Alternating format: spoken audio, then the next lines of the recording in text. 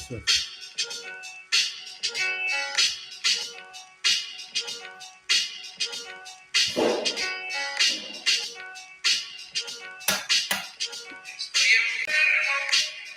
Friday night, just chilling live. Don't you understand? Lyrical jive, not no turkey, just the truth. Talking about the love from the booth. Superman and Superwoman met up. Don't you understand? You know we're tied up, rise up, and we live up. Understand? You know we just soared up, had the seeds and watching them grow. 4 sons, elevated, yo. Check the flow off the top of the dome. Don't you understand? My queen is at home. Anniversary, very happy, 14 years, honoring the mama pappy, doing it, making it right, raising up our sons every day and night, teaching them the truth, chip tooth, don't you understand, 100% truth, lyrical beast from the east, and we love to increase, got my wife who be making it right, doing the products every day and night, the ballet, pure face and body, don't you understand, we're righteous, God body, spitting love like a dove. Don't you know that we honor up above, praising God and loving the Lord, knowing astrology is real on one accord. So what do? Spit hip-hop just for you. And you have to see that we see love at our birth charts be. What's going on, y'all? It's your boy, Eric Taylor, Taylored2U Astrology, live in a new position. What's this up here? Is that something? No. Okay. This looks kind of weird. Okay. Whatever that is there, I don't know. But what's going on, everybody? You want to sit down? You're supposed to introduce me. I mean, what kind of introduction is that? Anyway, what's going on?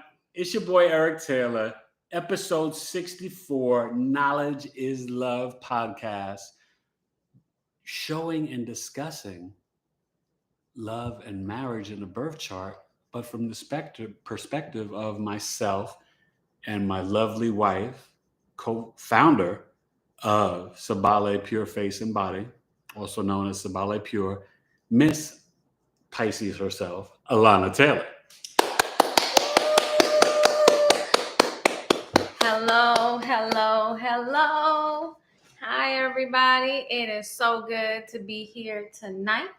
And yeah, you got to make sure that they call you out right and introduce you right. Yes. Come on now. Well, it's in honor of our anniversary. Yesterday made, this is bugging me. What is that from? That's actually our headboard. Oh. We have our room completely turned around. That gray thing on the wall that my husband keeps pointing at is our headboard. It's okay. We don't need to get into it. I was just wondering what was going on. But yesterday made 14 years of marriage, which was wonderful.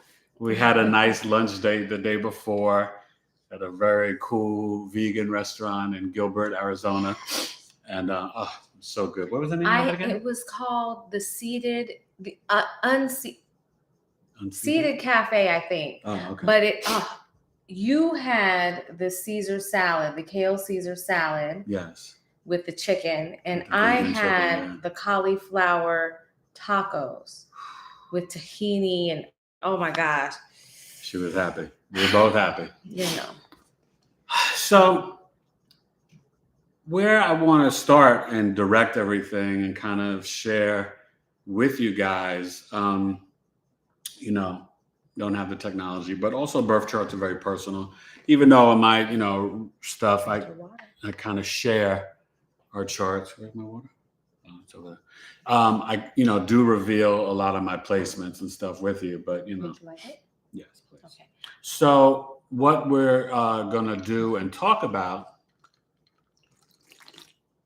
is how we met and then go through a couple of placements in our birth chart and then kind of show you how God, destiny, fate was all a part of it happening. And I wish I had the transits for the first day that we met because what's so ironic is that she's a Pisces, I'm a Virgo, and we're both 11th house suns.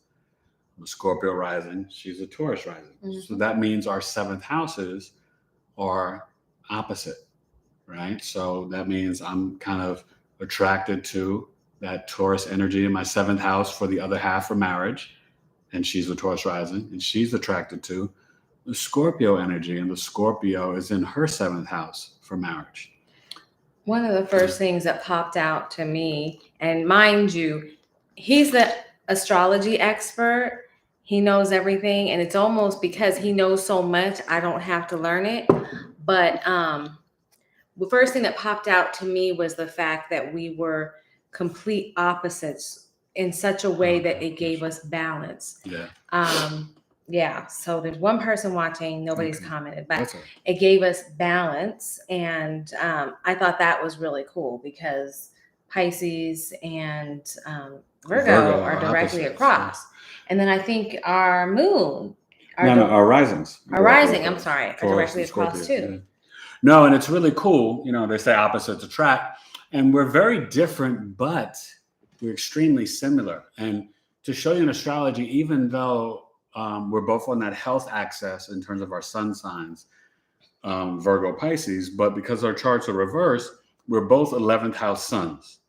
And the 11th house, this will give you some chills, rules astrology, aliens, nonprofit, big crowds of people, events, online, the internet, older siblings, your hopes, dreams, and wishes. And we met on Match.com. Right? So we literally, our suns met, right? Our sun sign, our vitality, personality, creativity, expression, ego. We met over the internet on Match.com. And what was so crazy about it is that we both signed up within 24 hours of one another on the Match.com website. And this is back in 2007. In September. When you had to be embarrassed about the fact that you met somebody online, because everybody, all your friends would look at you like, Well, they were questioning, definitely. And then for my boys, they were like, I think this is the one. They were like, oh, you always say that, how you gonna know? Because we got married. Okay, so the first time we spoke was September 30th, and we didn't plan this, I swear. We got married June 30th. So literally 9 months to the day. From the womb to the not the tomb, but from the womb. That's one of his lines from his from the womb to the marriage, to the horse and carriage. But I mean, it's really deep. There's so many events of numerology and numbers that have guided us, led us, or just we've recognized over the years that were not intentional, that came about through our connection and our love and our union. So it's really fascinating. Well, the astrology and numbers work so closely together. It's designed that way, right? Yeah, definitely. Different vibrations and energy. But yeah, because you look at numerology, when you look at the degrees in a chart, and you kind of basically, whether you're using the nakshatras in Vedic or in Western Tropical, the Sabian symbols, the degrees layer the description and definition of the sign and placement. And you have the deacons, right? So she's in the first decan of Pisces. So she's a Pisces. I am in the second decan of Virgo. So I'm a Virgo Capricorn. So it's pretty fascinating. As you learn more about astrology, you start to see now her Juno and her moon are in Sagittarius in 8th house, right?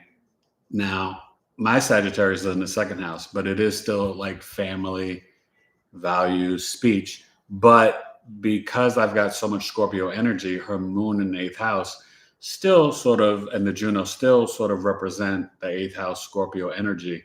And also, and I'm just thinking about it now, it's really deep, because she's got the Juno in Sagittarius, guess what's on my ascendant?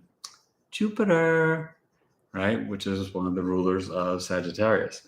So what's also amazing about that, go ahead. Well, what I was going to say is, yes, I mean, there's these things that apply to us, but are there things in astrology that we can talk to them about, even though we don't know exactly what their charts are representing and what? Oh, yeah, is, no, and I'm gonna. But that they can, understand from. Well, yeah. So basically, what you want to look for, the ladies need to look for Jupiter in their chart that can represent the husband. You look for the asteroid Juno, which was Jupiter's wife, which is the asteroid for long-term relationships and marriage. You look at the sign in the house. And then you also look at your descendant, the seventh house, which represents Mad Gaming. Hi, the how other are half of you? marriage. What up, Mad Gaming? Hey, Mad Gaming. I've been hearing a lot about you. Or I just see you on the lives all the time. He's the man. He's a Scorpio rising. He knows. He's about that life, right, Mad Gaming? I'm here to read the comments. That's basically why I'm here. So thank you, Mad Gaming. You're giving me something to do tonight.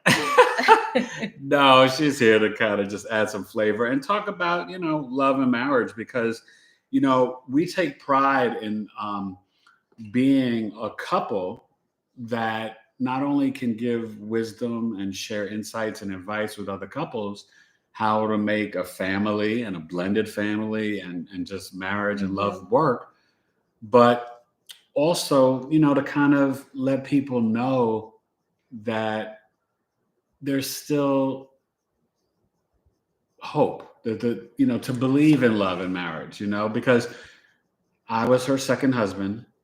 I didn't get married until I was age 37. Now, I didn't know this at the time, but I have Saturn in my seventh house. So Saturn in the seventh house brings delays, restrictions to the event of marriage, right? Long-term relationships.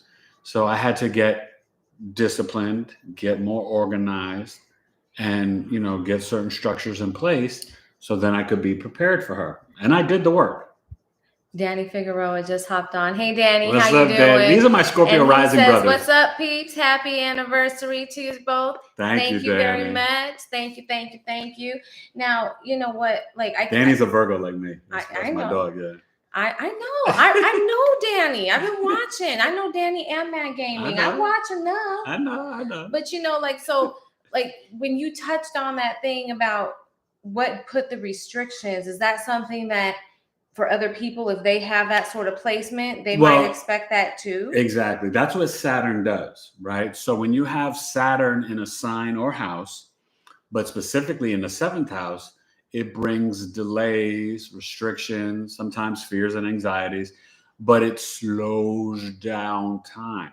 So usually, here's an example. If I would have gotten married at 26 or 27 before my Saturn returns, it most likely, definitely, probably would have ended up in a divorce, right? So Saturn is basically asking you to respond to your abilities, get disciplined, put structures in place, get organized, so then you reap the rewards and blessings. It's like the stern grandma or grandpa who says, oh, good job, Eric. You cleaned your room, made your bed, organized your shoes. Now I'm going to, give you some allowance or something like that. Jacqueline Willoughby. Hi, Jacqueline. These are all my regulars. How you guys doing? Friday night, we're having some fun. We didn't get the wine, though. I know. I was going to get the wine. You can still get it. I might. If you guys are okay. Take a minute. Can we drink and YouTube at the same time? We certainly can.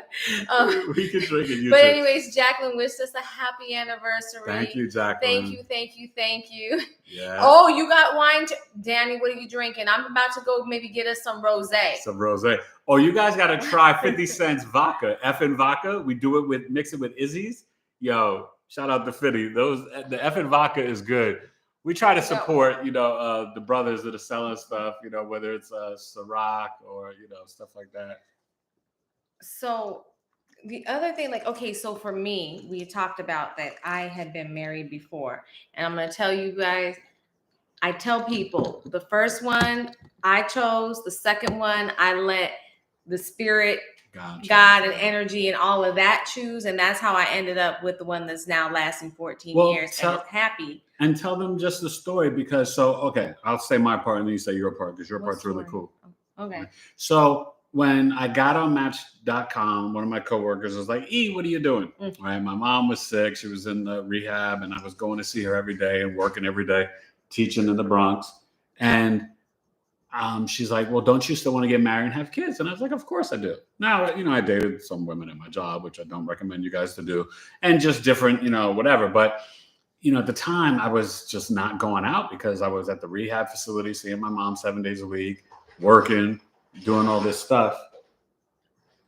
And children like to make random noises. And so she said, "E, why don't you get your butt back on Match.com and go, get your wife." So then I signed up on Match.com. And what they had was this feature of people that have previously viewed you. I'm sure now they got all the bells and whistles, but back then that was like a new thing. And I had been on there years before, but gotten off. And so I saw Miss Alana, and I saw another woman in Tennessee, 2 single mothers.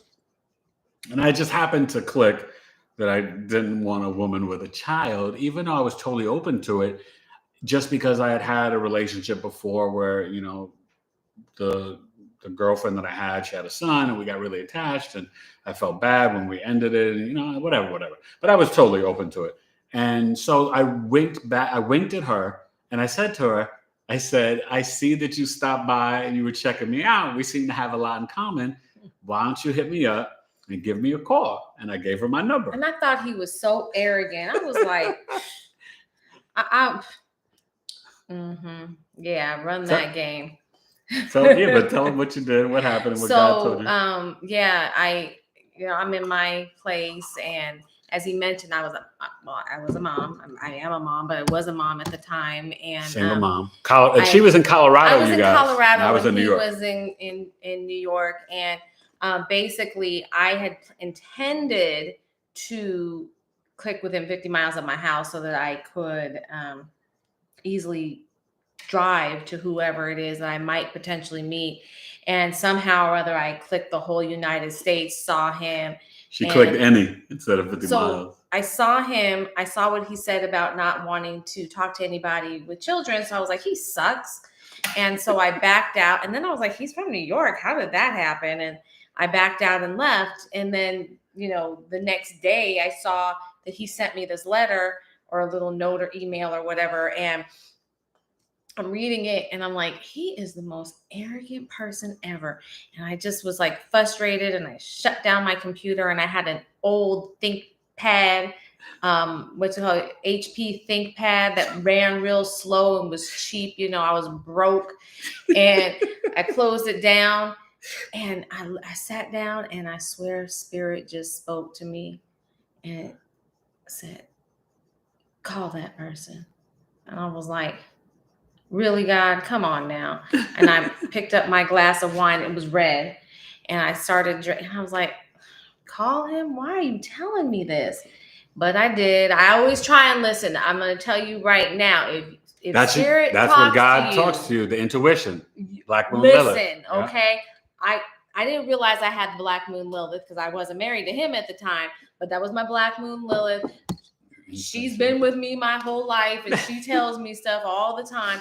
And I find that when I take that time to meditate and to get straight, I hear her more and more. God, I hear more and more and more. But so I opened it up, and it was slow. It took forever because it was an old. And she got a glass of wine. ThinkPad, got my wine, read it, and I said, "Okay." And I dialed the number, and I heard his voice. And she heard the bass, y'all. I was like... She heard that New York bass, and she was done. I was. Okay. So, yeah, I was done. But, No, the first conversation was 3.5 hours. I was, like, exhausted, getting up for, like, 5:30 a.m. at work. Went to bed at, like, 2 o'clock. And then the second night was, like, 3.5 hours. And what was so wild about it is that we had this crazy connection. And then as Eric got more and more, he was into astrology, but as he was more trained and learned everything, we started to learn how much of this was predestined in our because then we saw the birth charts, and it gave me chills. The 11th house sun connections, the ascendant connections. My Juno happens to be in Taurus next to the Saturn, and with her being the Taurus rising. So, and also just so you know, this will bug you out. The 11th house Virgo sun, 11th house, you guys, also represents stepchildren. And my stepson, who's my son, her firstborn, right, Elijah, he is a Virgo sun the day before me. It was crazy. I mean, I thought that. So that was in the chart. I was like, whoa, that's crazy, right? And just, all this stuff. I mean, because the day of his birthday was the day when my mom fell down some stairs and got hurt and went into the rehab facility. So we just started, but as I started to learn and study astrology and take courses and becoming a professional, and I started to look at our charts, and I'm just seeing thing after thing after thing. And then when I looked at my oldest son's chart, Elijah, he has the Virgo in the 4th house. So when he moved to New York and we got married, he kind of like felt like he had like a home and a Virgo dad, you know what I mean? And called me, and he asked me, can I call you dad? And it was so cute. He was like 8.5, and it just warmed my heart, you know what I mean? And stuff like that. But go ahead, you can read. So Irene, hey Irene, how are you? She's wishing us happy anniversary. Thank you, Irene. And she got caught up on Queer Eye and forgot to Queer Eye. But thank you for coming on. She might leave for a second and get us some wine. But you know what? I feel like I want to make sure that by the time we leave, we're not just telling our story. No. I want them to have like tools that they know how they can look for love in their chart and what they need to look for, like. Well, yes, and see, and I've already, and most of them have seen. I've done episodes on Juno and Jupiter and the marriage stuff in the birth chart. But I'm cooking typically when he's doing these. But shows. What I want you guys to know is that there's multiple ways to see healthy, successful relationships in the chart, right? And the moon is very important. So the moon is your body, your mother, your family, like your health, right? But it also holds some past life karmas with it too. These comments are popping up. Okay. So Irene said, I got South Node in Virgo. Okay. Your North Node's in Pisces, like me. Okay. And Jacqueline says, absolutely, universe knows how to cook for sure. Yes, this is so true. Yeah. And then Danny said, wow, I heard that Scorpio rising best love match is a Taurus rising. It really is, Danny. And, and I can tell you what's so wild. So for you, for an example, Danny, I don't remember where your Juno is, right? But you would look at that 7th house and the Juno, and then, just other things to tell, your personal love story. Now, I know that you have a new relationship, but you were once married. So if you got married again, you would look at it in the 9th house. The 9th house is the second marriage. I think in the Vedic, they look at it in the 2nd house, if I'm not mistaken. But in Western Tropical, the 7th house is the first marriage. 9th would be the second. If you get married 3 times, 11th, and then 4 times, like Drew Barrymore and like Elizabeth Taylor, you go back to the ascendant. So it's every 2 houses. So it's kind of fascinating. But if you guys want, you can share like where your Juno's at, your 7th house. But that's the combination you want. Now, when you're looking at the Mars, that's going to be more like for the man, his willpower and sexual energy, sex drive and stuff. But for the woman, it's like who they could sexually be attracted to. So her Mars is in Capricorn, right? And I'm a Capricorn moon. So we had that connection as well. There is that really fascinating energy that she's got these Capricorn placements, and that my moon was in Capricorn, and they're opposing in the opposite houses. So listen, I'm going to go grab my wine, but I want to leave you with what comments. Yeah, because Irene, you took something back, something about Eros. I'm not sure. Maybe she took it back, but so she said she's Juno conjunct my MC. Oh. And so you're married to your work. She has Cancer rising. So what's good for her? Capricorn is in her 7th. Yes, Capricorn energy is good for you. And Juno's in the MC. Is your MC in the 10th house? Juno and Aries conjunct MC with Jupiter, trine it. So I want you to break Irene down. Irene, are you married? Are you in a relationship? I think she's single, and I think she might have had her heart broken years ago. I don't remember. I know, they're such jerks sometimes. Irene's amazing. But Irene, I know Irene, you said you were taking it to heart because, she's not a kept woman. Honey, you're going to be kept soon. If you want to be kept. Well, I don't know. But do you want to be kept? She's very spiritual. I think she's got a lot of love to give. Heart, not the man. Love broke my heart, not the man. Oh, love broke your heart. Yeah, well, no. I get that. But Irene, romantic. I think sometimes our Juno and that Jupiter. Mad Gaming says, I have Juno in Sagittarius 2nd house. Oh, okay. So for you, Mad Gaming, it's more about, being maybe attracted to Sagittarius, women. But I think it's really speaking to someone that could be from your childhood, your families know each other, right? Or someone that has the same type of values you have, Mad Gaming, okay? And someone that likes to explore and travel, right? The Sagittarius energy. That's what's so great about my wife with the Juno and the Moon and Neptune and Sagittarius in the 8th house, right? That even speaks to her business, Sabale Pure Face and Body, her with the natural herbs. And I should wait till she's here to talk about it, but with the, oh my God, you guys, I got to brag on her for a minute while she's not here. It will be out soon. She's waiting for, the graphics and the bottles and all stuff. She has made a new, not toothpaste, a tooth powder that literally, not only does it take away morning breath, I forgot to brush my teeth this morning. I'm going to be real with you. My breath was still fresh from last night brushing it to at least 12 noon, 1 o'clock. Now I had a smoothie for breakfast. I wasn't chewing food, but it was still fresh. But when you brush your teeth, you hear like with her stuff, because she's got diatomaceous earth in it and all this stuff, you hear like the squeak on your teeth, like it's that fresh and clean. I swear, when this comes out, please, you guys gotta get it. It is. Now she's got the lip balm. She's got the deodorant, which men and women both need, right? You don't want the aluminum and all these chemicals, because you know how I talk to you guys about health and just everything. It's July 1st. And, next time I come on, maybe I'll do something Sunday or Monday night, because I'm trying to rock twice a week for you guys. But just understand, this month is going to be, Mars will be leaving Aries soon. Oh, and I forgot to tell you, we're Capricorn rising. The moon's in Leo, Cancer sun, 10 degrees, with this live. But, we are going to continue to get closer with the Uranus and Taurus North Node. But this Mars in, thank you, love. Yeah. This Mars will be leaving Aries and entering into Taurus.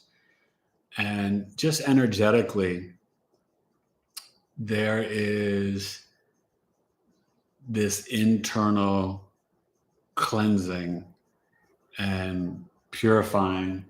Did you close that door all the way? It's slightly cracked, but the kids are outside. Okay. You really want to spend July. I know it's a time to be out at fireworks and family. Do that. Have fun. Don't be a hermit. Like, live your life. I'm not saying that. But yes, avoid the urge to get into assertive, initiating, combative, competitive fights and arguments with friends, family, or even strangers in public, 10th house. Because Jupiter will go to 8 degrees and then retrograde back. Remember, I told you it will be in Pisces October 27th. For the rest of this year, things are going to get hectic. There's a lunar eclipse the morning of the election. Okay? I'm just letting you know, like, it's about to be on and popping. Plus, Uranus square Saturn will get very close to that. And then you've got, Chiron, Aries, and with Jupiter expanding that. And then the square to Pluto. Today, Mars square Pluto. There's just a lot. So I want you guys to make sure you're building up your spiritual man and woman and avoiding the chaos and the noise on the external and the television and the world. Okay. So Danny, he said his Juno's in the 5th house, Pisces. Did I already tell? I don't. No, you didn't tell me that. Okay. And then that's dope, Danny. Okay. And then, so you want a very spiritual, creative connection. You know that, right? I mean, that's what now your partner could be a Pisces energy, but there's still that, you want them to live from their heart and self-expression and initiating, and maybe they have their own business, 5th house, or maybe they study or into astrology like you, or maybe you should introduce them to astrology, have them come to Coffee Talk July 10th. Oh, did I mention you guys need to be signing up for Coffee Talk? I'll be sending out emails, but I'm telling you, next Sunday, July 10th, 1 p.m. Eastern, 10 a.m. Pacific, it's going to be a stone groove, baby. It's going to be fun. Jacqueline, Irene, come on now. I haven't met you guys yet. You got to come. We got a nice group of people. I'm going to be teaching a lesson on secondary progressions, showing chart examples from my chart and then one of my regulars charts. It's going to be a lot of fun. And I'm telling you, we got all types of levels. We have some newbies. I'm transforming some kind of non-believers in astrology now that they're like, whoa, I'm all about astrology and Coffee Talk, and just the building of community. We're not alone, and you guys are on the right path. I don't want you to ever question yourselves, question anything. Trust your instinct and intuition and meditate and pray. Okay. So Irene was saying that she still wants to know. Oh yeah, I want to get back to your MC conjunct Juno and Aries. And I meant to finish that thought, Irene. You know what I was going to say? Go ahead. Finish reading. I just want to read everything that she's saying. Right. It's yes in the 10th. Yeah. And oh no, with lunar eclipse on election, they need to reschedule. Yeah. They need to reschedule that. It's going to be, Irene, let me tell you. And what's so crazy, because they know astrology, I think they manipulate different things. You're already hearing rumors that Hillary Clinton might try to run again. That's just like saying, okay, let's just make Trump president, because she ain't. That's already gone. But anyway, and we don't know her ascendant in time, so you can't even look at her chart to really analyze that. But we need young bloods. You can be president at the age of 35. So we need some people in their 40s and 50s. We don't need to recycle people in their 70s. We need some new progressive people. And when I say progressive, maybe I don't know. I'm curious. What do you guys think? Would you consider astrology being progressive? I mean, the reality is it's been around for a really long time. So it's not truly progressive. No, but it is the foundation. It is very progressive. I mean, it's progressive because we haven't listened to it in the open. Right. But it's the foundation of everything. Right, but you have so many people. I mean, whether they follow the Bible, Torah, or Quran, you have so many groups that totally shun it and think it's of the devil and voodoo. So that is the lexicon of the people. But if they paid attention, our founding fathers, right? They put the triangle on the dollar bill and the all-eye-seeing eye of Horus. So everything goes back to ancient Kemet, where astrology, was founded, right? You had it in Mesopotamia, Alexandria, Babylon, right? Kemet. So this is where Socrates, Plato, these people came to learn about agriculture, math, science, astrology. Back in the days, people were astrologers and priests, astrologers and doctors, astrologers and astronomers. That's how you knew how to plant agriculture. I mean, just all of it. But you guys already know this stuff. But so I want to just say, though, with Irene. Because the comments are coming up. No. Yeah. Irene, I think for you, one, you would meet, this gentleman probably in public around your career, workplace, out and about. You're just going, kind of shopping, just doing your thing. Now, that's kind of 6th house daily routine. Capricorn energy would be good. Maybe you might be attracted to someone that's about achieving and status and hard work. Not a workaholic, but hard work. But I think what could be the issue is that those Aries type men, the assertive, aggressive energy, it might not be what's necessarily right for you. So what I tell people is that it could be like a Capricorn sun, maybe a Aries rising, and a, Cancer, Virgo, Taurus moon or something, even for you, a Scorpio moon, just because that's in your fifth house of twin flames, soulmates, romance, dating, fun sex, the fifth house. You know what I mean? So, but you'd have to tell me where your Mars is or whatever. But Irene, you just need to hit your boy up for a birth chart, and I'm break it all down for you. I'm in the middle. I'm like working like crazy right now. I got so many different clients, but it's a blessing. I'm not complaining, but thank you. It's really important for you guys to master and learn your chart, your placements. It's the map of your life. Go ahead. So Danny said yes. Referring back to when we were talking to him earlier. Yeah, the fifth house Pisces. Yeah. Unfortunately, I don't have a partner anymore. She was a Leo, and he's been single since October. Who, Danny? Yeah. So what does he need? What do we have to do for Danny? Oh, Danny. Okay, you guys broke up. I think definitely I would look for that Scorpio Pisces energy. For you, I think it's Taurus Pisces energy. I think you want someone that is kind of spiritually grounded and someone that is kind of vibrating from their heart, creativity, but they're about their business. Okay, I'm going to quickly, because we have a bunch of comments go ahead. and they're Just keep from reading. certain people. So since we're talking with Danny, I just want to read his stuff real quick, and then I'll hop back to our friend Irene, and then Jacqueline. Jacqueline made a comment. Well, let me finish with Danny first. He's a progressive person, and but on the whole sign astrology, it comes up as Pisces for me, and then Pisces for the Juno, yeah. Okay, and then he's making a comment back to Irene. Okay, yeah. And I love that you guys talk to each other. I know, I love that too, you guys. I think that is so awesome. And that's why I want you all to come to Coffee Talk. Danny came, and it's nice. It's really cool. But go ahead. So let's see. Irene was, wow. Damn it, what? Danny, what's fifth house Leo? Danny, that's fifth house Leo. Astrology is progressive to me. He was commenting back to her, progressive to me because it's not covered. Right. No. Now, you do remember in the news media, though, they did talk about eclipses, and they talked about the great conjunction at the end of December.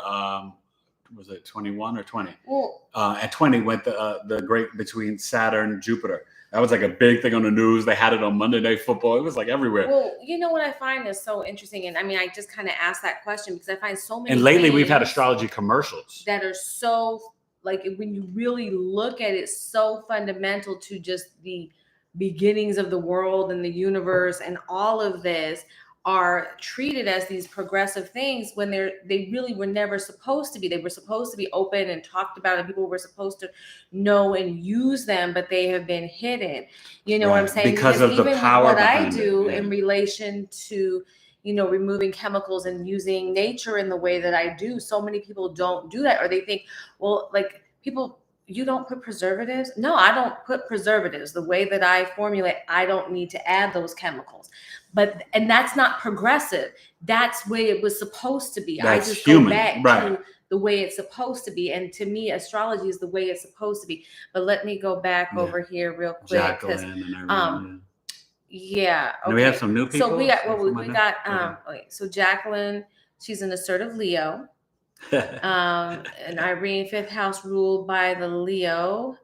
Okay, Irene Max, true. Okay, so wait, and then Irene Max says, I like Aries men and do good with Capricorn, though they bore me. Okay, but see, maybe there's something in between that. She's got more in that. Mars and Gemini conjunct my sun, conjunct Aldebaran. Yeah, the asteroid. Oh. See, I don't know this stuff. Okay, yeah, and I'm still learning about some of the other I'm just learning about Spica and Libra. Is that the fixed stars? Vedic The fixed more? star? No. They're just fixed stars. Oh, okay. You know, in my readings, I kind of use like Chiron, Juno, part of Fortune, Regulus, Sirius, Vertex, Vesta, Pallas, Athena.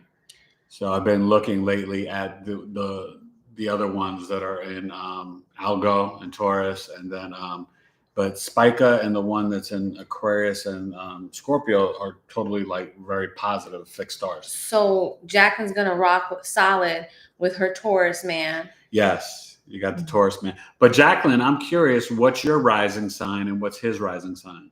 If you don't mind sharing. And I'll try to, if you put that up, I'll try and respond more quickly. But I do want to say this. I think for Irene, if you've had trouble with the Aries men energy, don't stay away from the Aries sun sign. And Aries rising, Aries, you know, Mercury, Venus could be good, because the Aries energy can be very strong and like, attractive, but it can be very immature and childlike. So remember, Aries like to initiate, but then they don't like to follow through.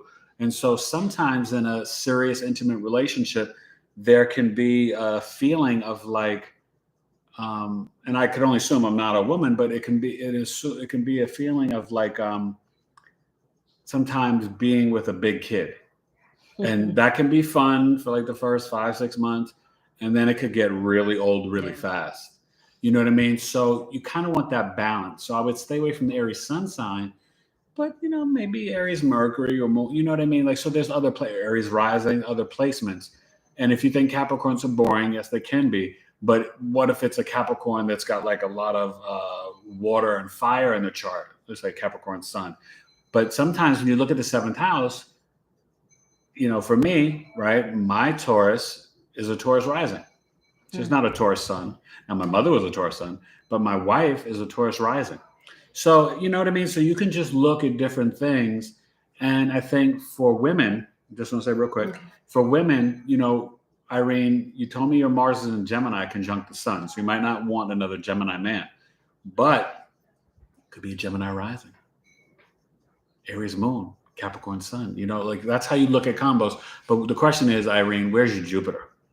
What sign and house is your Jupiter? Now go ahead and read. So now Jacqueline, no, I'm sorry. Yeah. Back to Irene. Age of Aquarius, they are starting to come around from leaving the Pisces. So she was commenting from earlier. Yeah. Bright star of Archangel Michael, second brightest. Oh, thank you for letting me know. Irene Mac, my moon is Aquarius too. That's Danny Figueroa telling Irene that. Yeah, and Danny's ready for the age of Aquarius with that that Scorpio rising, Virgo sun, and Aquarius moon. Danny, you know how we do. And then Irene, her moon is in Aquarius too. Oh wow. So would they match up good together? Well, 2 Aquarius moons, it could be. Maybe we can find 2 people, like maybe we can just get a connection. I would like, what I would like to do is start like a dating astrology service, you know what I mean? And really connecting people. But one thing I will say, 2 Aquarius moons could be too independent. So like we could be so independent that you see each other once a month. So like Aquarius moons, you guys need, oh yeah, no, Aquarius moons are kind of freaky. Sorry, Danny and Irene, telling your business, but they can be kind of freaky, but sometimes they're a little cold and detached, but they need their space. Right? Aquarius moons don't like to be smothered in a relationship. They need freedom. Okay. It's very important because remember, the moon is not just your reactions, but it's your intuition, your feelings, your sensitivity, like that physical body. So it's like how you respond. It's the bedroom in the house, the engine in the car. So when it's Aquarius, it's kind of like, I'm all about my friends. Bum, bum, bum, bum, bum, right? It's all about the collective and advancing. Was that TLC? Yeah. It's all it's about advancing society. Aquarius moons, they don't, it's an air sign. It's very masculine. So they don't like to deal with emotions so much, So go ahead. Did she share her Jupiter? Irene? Wait. Let me see. Oh my God, Jacqueline. So, Jacqueline talk about the rising sign of her and her man. Danny said that was nice to Irene, and then Irene said Jupiter in Sagittarius in my 6th trine my Juno, and then so Sagittarius could be something for you. She's cold as ice, she said. I know you're cold as ice, Irene. That Aquarius Moon, gosh, but you know what? We all need love. And you know what? It's more than just love. Like, this is my confidant, my best friend, but we probably laugh with each other about 20 times a day. I mean, more. We crack. We laugh all the time. It was so cute. One of our twins, he said to me, because I was talking, Jackson, all the boys who you guys in the car, finally I was met. driving them somewhere, and one of their friends' parents were getting divorced, and so we were kind of like came up because they were asking about it, and I said, we're doing okay. Dad and I, we communicate, and I said it's really important to communicate, or to try to stay away from. If you can avoid with communication, you can avoid divorce and whatever. And Jackson said, I think you and Dad. He goes, you and Dad don't ever fight. I said, well, we have disagreements. We just know how to have disagreements and do it respectfully. And we make it a point to communicate, maybe take a break, then come back. And he goes, no, you and Dad just all of a sudden hug, and then you laugh and everything is okay. And I was like, it really was so beautiful to me, because my child's telling me he doesn't think we fight. All he thinks we do is hug and laugh. And I'm like, that's perfect. But anyways, let me get back. So Jacqueline said, mine is Libra rising. His is Aquarius. That help any? Yeah, that's nice, because that's a nice trine. And your 7th house is Aries, and his is backed up in these comments. Yeah, and his is Leo. So there's that air-fire connection that both of you have. So you guys are probably, attracted to the passion, energy, and movement of one another, but there's also that intellectual connection, and you being a Leo and him being a Taurus, you're both fixed sun signs. We're both mutable sun signs. So that's nice. That's a nice connection, Jacqueline. And then Danny said, yeah, we're pretty cold and freaky.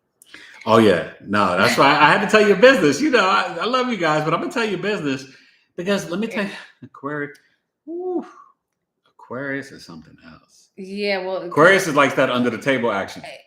Irene just said, she's Eric, I got Moon in the Aquarius in the 8th and conjunct my mother's Chiron.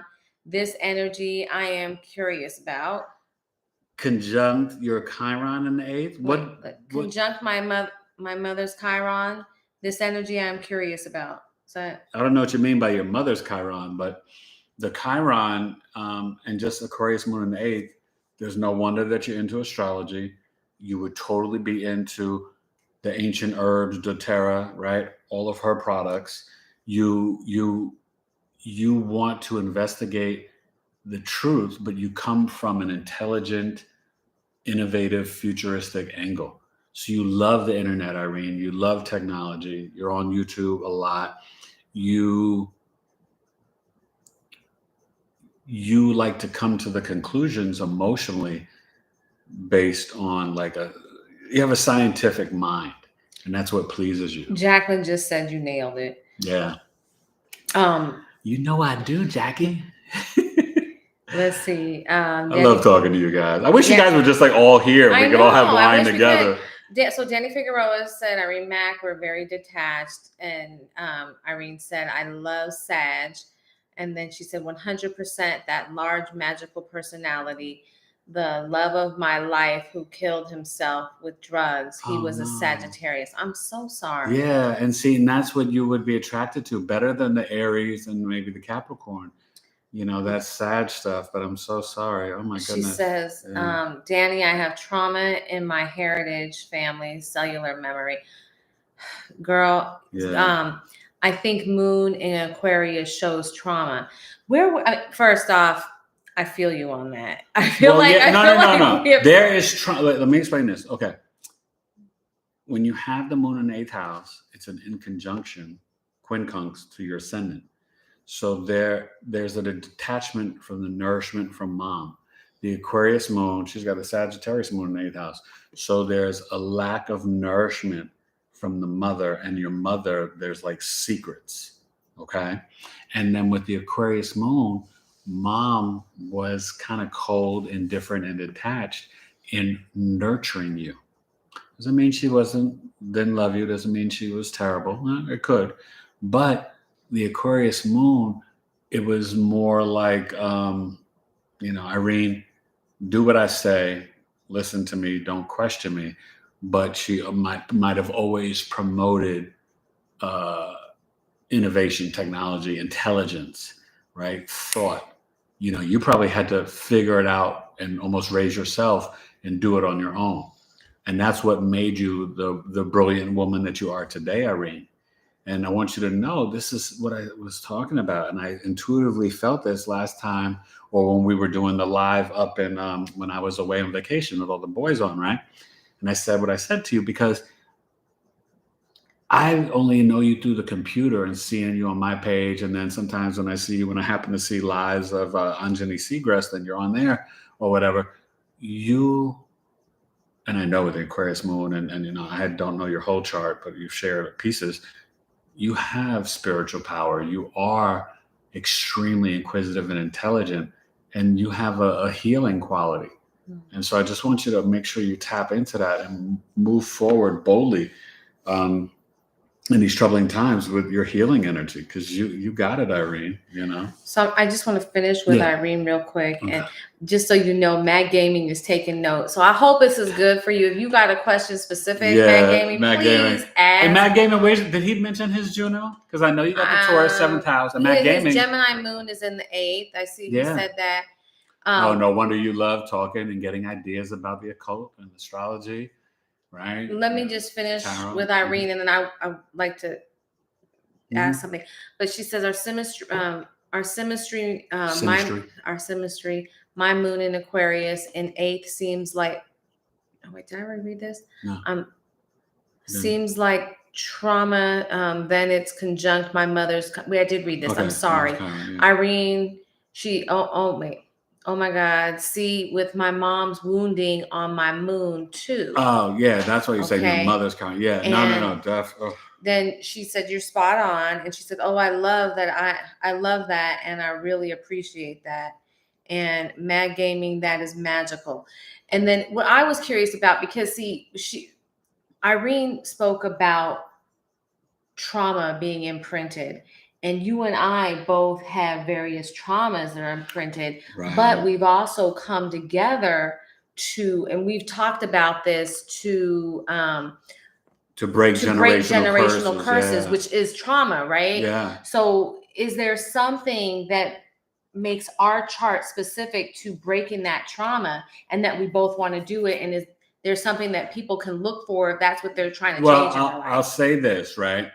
Once you get married, if you get married or you're in a long-term committed relationship, your partner's chart activates, and it's like the charts merge. This is really cool, guys. And it kind of changes your energy, right? So let's say if I had a terrible chart or whatever, but then I get married and my wife's chart says that her husband, for example, Jupiter Aquarius in the 10th house. So her husband, Jupiter. Now, this is a Vedic principle, but it works. So I use it in my Western tropical astrology, right? In Western tropical, they don't teach you that Jupiter can represent the husband.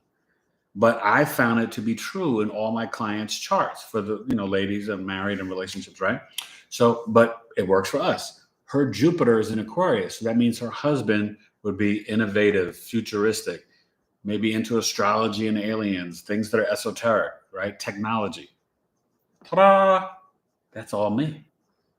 So her Jupiter in Aquarius is describing me.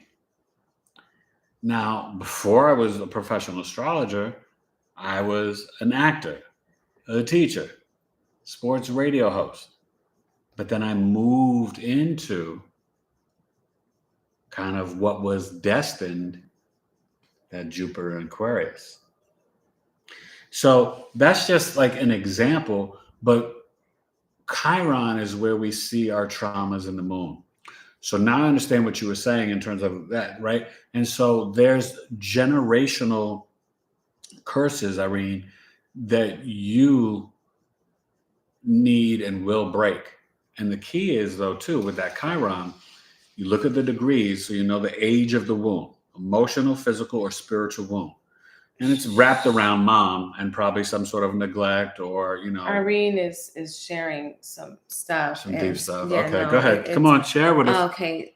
And we got wine, so it's a good night to share. Said some stuff too. And I'm sorry, I want to talk to everybody. We're not going anywhere. I don't know how to break it up. Yeah.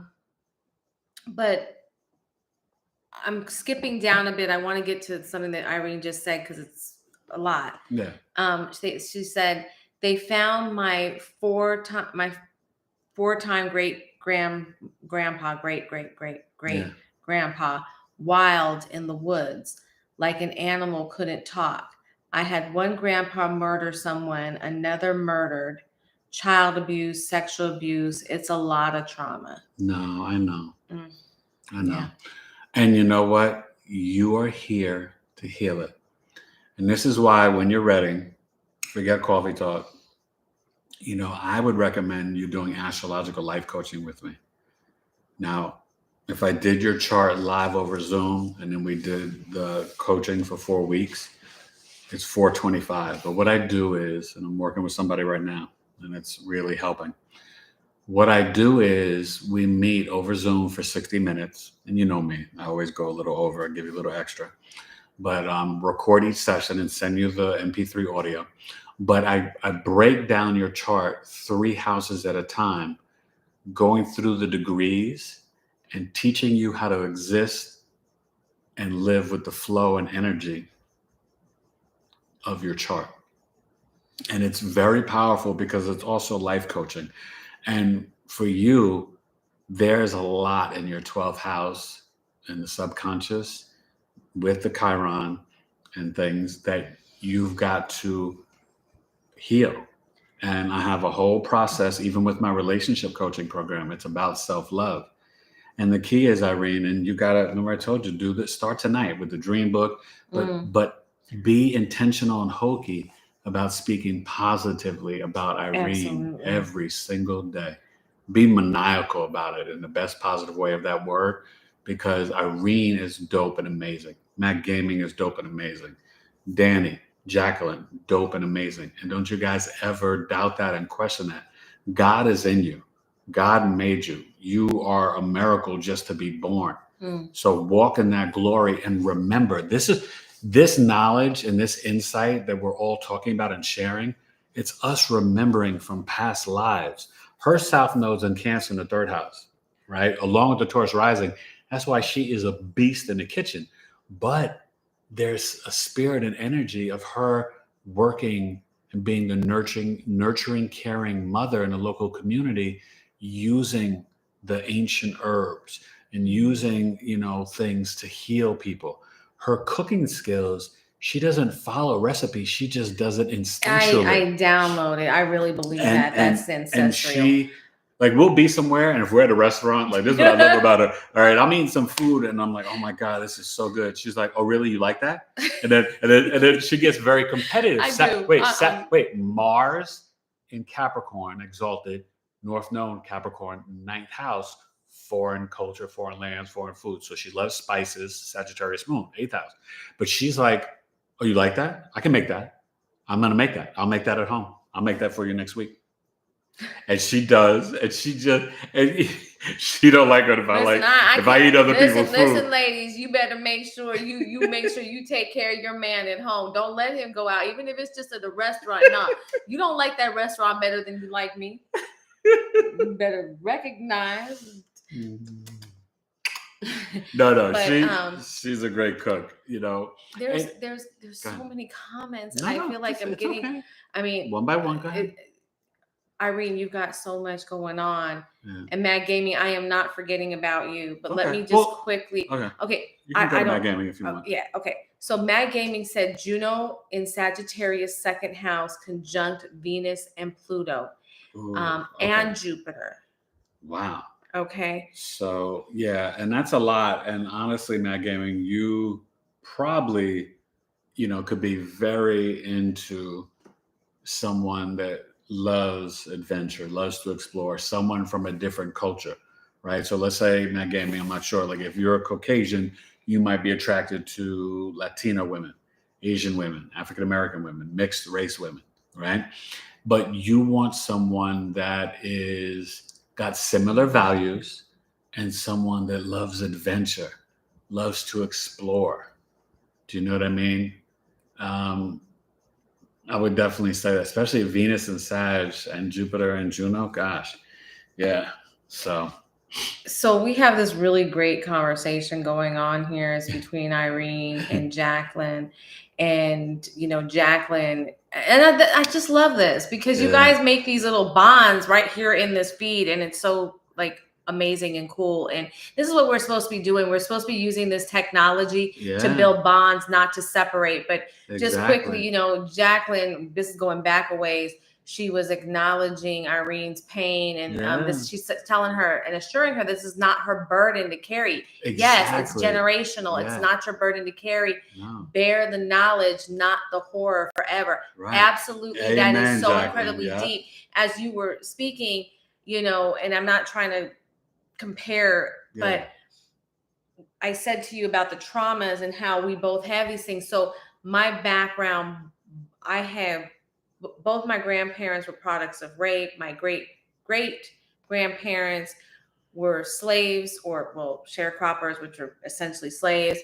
And they both turned up dead, which I'm assuming they were murdered. And my great grandmother ended up being taken into the house. And that led to a lot of jealousy amongst the workers. But I understand that. I mean, I've got suicide, all sorts of things. But you're right. What you just said there, Jacqueline, it is not my, it's not my burden. It's not my sole burden to carry. And it's not Irene's to carry. And you've got to release that.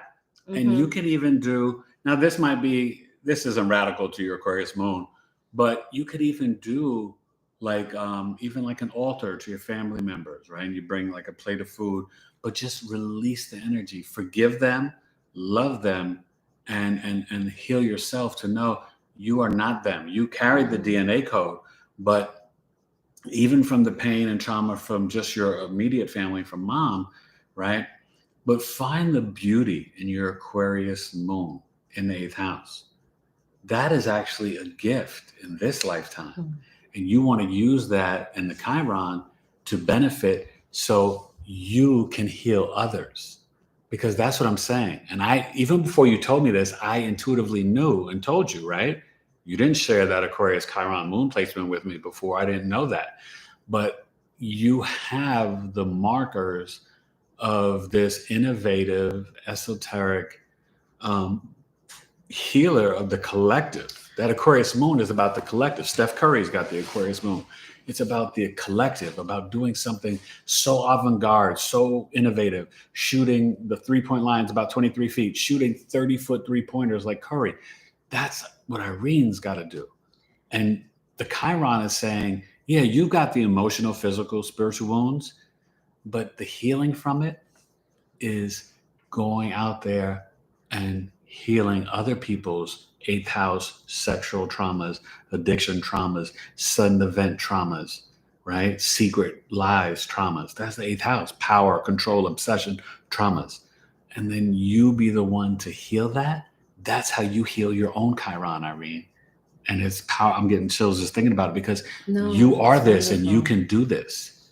Right. So I'm telling you, hit me up. We can talk. But I'm enjoying this so much. You know, I'm reading these comments, and anyways, from Jacqueline, has her Native American family are shamans, healers, and time walkers. Healing is coming your way, child. So yes. One, what she said is beautiful, but just the fact that her and Irene are going back and forth, and I assume they don't know each other. No, they don't. Just through here, you know, outside of here, which I love. Jacqueline, you're so great, Jacqueline. We're bringing people together. That is so incredibly beautiful to me. And then we've got conversations about mimosas and wines, and I'm drinking wine, so we're having a good time. So we're talking about trauma, and then we're drinking it and just letting it all roll off and go someplace else, which is really fabulous. And you know what's great, you guys, because tonight it's a Leo moon, we're all just expressing, coming from our hearts.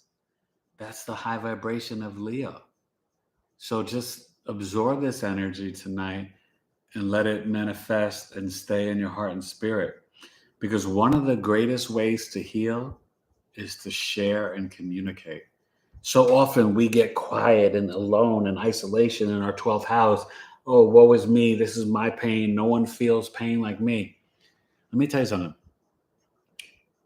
When I see all my clients' charts, I realize I'm not alone in my pain and trauma that I went through. I told you when I was taking the class and I was studying with my astrology teacher, there was 15 people, and you know, she used my chart as an example. And when she broke down how you could literally see my father's murder when I was 6 years old in my 11th house in my birth chart. Everybody gasped. There's like 3 Americans, people from the Philippines, Indonesia, Canada, you know, Australia, and everybody. And they were like, I'm so sorry. And I'm like, it's okay. It's my chart. I'm aware of it. I lived through it. But when it's that literal in the chart, you're like, wow. And then I started to mind travel and think, did my dad know? Did he see my chart, or did he know his chart? Because he's got this big Aries, the ram symbol. I know you've seen it with me on my Aries pictures and in some of my videos. That's from my dad. So he knew. And his North Node was in the 8th house. And he knew numerology. He was a master of numbers. You know what I mean? So like I just try to mind travel and go into his footsteps. Like, what did he see? What did he know? But I want you guys to know, you have to do the creativity, self-expression, reflect back to God, take that time to write, to heal your inner child, the introspection. Take the flashlight and look in the mirror and look inside yourself and see, ooh, I got some issues right there around the kidneys, the liver. Ooh, I'm hiding some secrets in my heart and, you know, in my ribs, and you know what I mean? And cleanse it out, detox it out. No, and that's, you know, what he just said about introspection and taking the time to look, it kind of picks up. And I'm jumping a little bit here, but Irene. Wait, go ahead. I'm going to use the restroom. Irene talked about, you can't be the one leading I know, me. it's okay. It's okay. I mean, oh my gosh. You got it. I'll be right back. I don't know nothing. Yes, you do. You share with them. But Irene, you talk about, you want to do an altar for them, and for the people who experience these traumas, your grandfather and so forth, and because you want to love them. I'm sorry, I'm going to read again. I want to do an altar for them.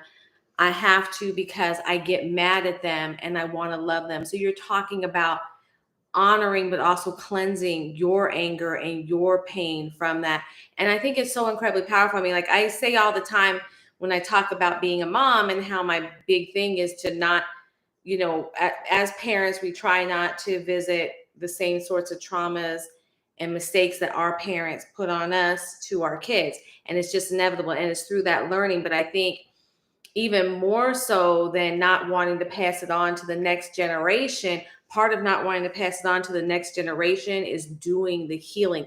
Like what you said about that altar. How are we going to do the healing so that we really don't have to pass that on and it can be washed away? Let me see. So, and I apologize. I'm like getting caught up. There's so many lines here. So Irene's saying true. It's beautiful, Eric. Oh, yes. Danny Figueroa said, my Chiron return is coming in the 6th house. And his Chiron is in the 6th house of Aries. Yeah. And my Chiron return put me in the hospital, and I Irene think. said, Danny, she feels that. And he said, that's what's up to her. Listen, y'all need to meet maybe. I don't know. Y'all need to meet. Maybe you need to meet. I mean, like, what states are we talking about here? No, Danny's in Jersey. Okay. And Irene's in... All right, Jersey, East Coast, Danny Figueroa. No, but I think Irene is in North Carolina, I think. Not too far. Not too far. East Coast. And Jacqueline's close to Irene because she's... Are you in Appalachian? Yeah, you said Appalachian Mountains in North Carolina too, or not? I don't know. I forgot because I normally don't ask you guys, but a couple episodes ago, you guys were sharing where you live. I think I know that Matt Gaming's in Memphis. And you know, it's so funny. I did a reading because I don't, like I tell you, I admit I don't really know how to do it. Astrocartography, and North Carolina and Memphis were good places for me. Same with New Orleans and different things. So and I had past life energy in ancient Kemet in Egypt. Isn't that something? Oh, that's deep. Okay, so Irene Mack, that's what's up. And then Irene said we could talk, wifey. I don't know. Are you talking to me, Irene? Yeah. I we could talk. Hey, let's talk. I would totally enjoy that. Yeah, because Irene said she wanted to maybe, sell some of your stuff. Oh, yes. And you know what? And I apologize. Yeah. I'm going to keep it real with you. All right, let me say it. She's been going through a lot lately because, okay. Some weird energy. Uranus in Taurus at 17 degrees, North Node in Taurus at 21 degrees. That's tight enough, you guys. That's a conjunction on her ascendant. And she's been going through a process and a journey of such growth and change. And I've watched her go through so much. And we've been married for 14 years. But honestly, since Uranus has been in Taurus, there has been such a spiritual shift in my wife that she's almost like a new person. And I knew it was coming. And when Uranus was entering Taurus, I told her, we're going to have a rough 7 years. I said, but we're not getting divorced. That's not happening. No. Right? Because they'll tell you in the books, right? Uranus in the 7th house, and that's for me, my Taurus 7th house, could be a random affair or divorce. And I said, no, we're not doing that. I said, but what we are... You can't have an affair. Yeah, no. But I said, what we are going to do... Right. And I told her, I said, well, you might want to get a nose ring again. You might want a new tattoo. The hole is still there. You might want a new tattoo. You might want to color your hair because it's on her ascendant, right? The physical body, but it's also changing your identity in your mind. Yeah. And so she's been going through like this new Cancer moon for her. That's her 3rd house, right? It kind of like, because it was Sun, Moon, and Black Moon Lilith hitting her South Node. And so she's gone through a pause energetically the last couple of days. And she's been doing so much spiritual work and became a spiritual powerhouse and giant while I was in a coma and out of the home for 85 days and started, the family garden. Well, I mean, when you were going through that, it became very, very clear to me that I needed to get my spiritual life in order. Yeah. And I knew that part of getting you home and getting you well was going to be my ability to get spiritually stronger. Mm-hmm. And thank you for not leaving us, but I needed to be spiritually strong. If you did leave, which I didn't think you ever were, but just for the record, but I needed to get spiritually strong to pull you back over here where you needed to be. And in terms of my business, it's so amazing, guys. Let me tell you something. And I'm not one to brag, but I'm gonna brag for a minute. My products are dope. While you were gone, I was telling them about gorgeous, they're fabulous. Everybody who tries them, likes them, all of that.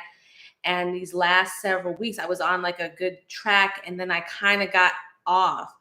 And I got off because, as Eric said, I have all these different energies going on. But I think with what happened when he was out of the home for the time that he was, there are certain traumas that are coming back up associated with that. And I'm having to work through that and rise above that and process that. And it's made me also want to, my focus is in terms of our family. So I'm doing things like that. And the business has kind of stalled a little bit, although I'm taking baby steps. The baby steps have never stopped, but it's just gotten a little slower because I've had to. But I know that soon, very soon, it's all going to come together, and there's a lot of really great stuff coming out. So I have the lip balms and the deodorants up now. I am currently in production or design mode for the packaging for the body oil, which I can send testers to people if people are interested in that. I may figure out how to do that and get them out to more people because I want feedback for when this really does launch. So if anybody is interested in testing body oil or any of my products, body oil, tooth powder, especially because those will be launching soon, or if you want to test and review the lip balms or the deodorant, I'm really looking for folks who want to come on and help with that, and people who may even want to be affiliates to help sell it. But there's just a lot happening. And even Thank you guys for being patient even do with testimonial videos about the products that she could put on YouTube and her website. So when she launches, I mean, she's already launched, so you guys can go buy the lip balms and the deodorants now. But then when she does the body oil, the facial oil, and the tooth powder, she'll have those 5 products, and she's going to rock with that for a while before she expands and really promote and push those. And really, that's enough because it covers you from pretty much head to toe, and it's amazing. And what I'll do is for people who want to buy, if you do give me the testimonials, the different things, I'm going to work out coupon codes or just things to really compensate and make it easier for you to get more of my stuff, because I really believe wholeheartedly in what I'm doing. And I believe that chemicals, removing those, are really critical. And I believe it's important for our entire energy, because when we have any sort of blockages to our endocrine system, any sort of blockages to our detoxing or to the physical flow of our body, it also impacts the spiritual flow of our body, because it's everything hard is energy, to be what really connected spiritually when your body is completely off. The two do go hand to hand. Let me get back over here. So Jacqueline is from Tennessee. Yeah. Tennessee. Okay. Irene, no worries. I got Uranus squared my moon. Ooh. That's Irene. Gosh, and then Irene. Mad Gaming, his Chiron is in Virgo with Mars in the 11th house. Ooh. And hell no, no cheating. That's right, Irene, no cheating. I won't even play it. Like there's just certain things. Like I tell people in a minute, if you feel you need to cheat, then you need to break up and leave. It's just that simple. Well, yeah, I'm real black and white with certain things. And then also for me, I want to just say on my perspective as a man, to me, it's such a violation because I would look at it like I wouldn't just be cheating on her. I'm cheating on the kids and the whole family unit. And unfortunately, I'm going to be honest, my father did cheat on my mother. And so what that did for me in terms of that type of trauma, I didn't know about it or experience it when I was 6, but what it did for me was made me think of the complete opposite. And even since I was a young man, I knew that once I did get married, that I would never cheat because I saw the pain and the emotion of it on my mom, and that hurt my heart. So I swore to God at that point that it's something that I would never do, So. Let me just get over here. Irene. But the Taurus rising, they got that Leo queen, regal queen in the 4th house at home. So she wouldn't stand for that anyway. So Irene, we got about 10 more minutes. Okay. So Irene, I'm going to read through these real quick. Yeah. Irene said to Mad, that seems heavy. Mad said, Irene, what does that mean in your terms? Danny's, he's interested. And then Mars Chiron, let me just say real quick, Mars Chiron, Mad Gaming in the 11th house, there can be some wounds about you being able to initiate and being assertive, not just with your health, but also your speech, your communication, you around social networks, groups, friends, you know what I mean? And so, and I know what you've shared with me, and I won't, get into that, but, it's for you finding your voice, but finding your willpower and drive and how you can heal the subconscious mind and your physical body, right? Because Chiron, that's a physical, spiritual, and emotional wound. Now, you would have to share the degree with me and I could break it down. But in general, when you have a conjunct Mars, it's about your initiating, your assertiveness, your aggressiveness, your drive, your willpower. And so with it being in Virgo, Virgo does rule the lower intestines, so there can be stuff where maybe even changing your diet. Now, Mars rules meat. And so there could be, I'm not saying you have to try this, but there might be a thing where maybe you need to try to be a pescatarian, try to be a vegetarian, a vegan, and just see how it works with your physical body and your health and see, what that does. But that Chiron Mars in Virgo 11th house, speaks to wounds around initiating, around fake friends, around groups, organizations. And, but you're going to be okay. But, there's work to do in terms of when we have the Scorpio rising. I'm just going to say this to me, Danny, and Matt Gaming. One of the hardest things for Scorpio risings to do is to truly trust. And because you're Scorpio rising, it lights up your 11th house with Mars conjunct the Chiron. So there's wounds that you have, Matt Gaming, truly around trust and initiating. And I think that trust is not just others, it's trusting your intuition, yourself, right? And trusting God. And so you've got to learn to let go, surrender. Look at your Pluto too. You might be Pluto, Scorpio, Pluto, Sag generation. Not sure. But when you let go, surrender, just kind of throw it all down and truly trust your intuition, trust God, trust either mom or dad or sibling or close friend, there comes a sense of power and freedom and control. Because when we try to control everything, that's when we get in trouble. And I'm going through the process of learning to surrender, let go, and let God myself, and not worry and be anxious about potential outcomes. Let go of that control. Yeah, and you have to let go of that control completely. And it's counterintuitive. And put it in the hands of God. But also trust your intuition, because that's God speaking to you. So do that through the Pluto and Black Moon Lilith, and that will help that Mars and Chiron. I promise you. Okay. Let me quickly, because I'm losing some of these things. No. You could always scroll down if you need to. Yeah, I guess maybe So, Danny, I'm going to get back to you when you commented about being interested in my products. Irene said Chiron conjunct Mars and Virgo could be wounding to the masculine within you, but I may be wrong. And she also said that in group settings or communities, being in the 11th, and she said she's just a student. This is all Irene speaking. And then Jacqueline said, girl, there you go again. Look for the positive in the other signs too. And then she's laughing. And then Irene said, but Chiron is a wound that doesn't heal. And Matt Gaming said, it's okay, Irene. We are all here to help and learn from each other. Yeah. And I love that. Yes.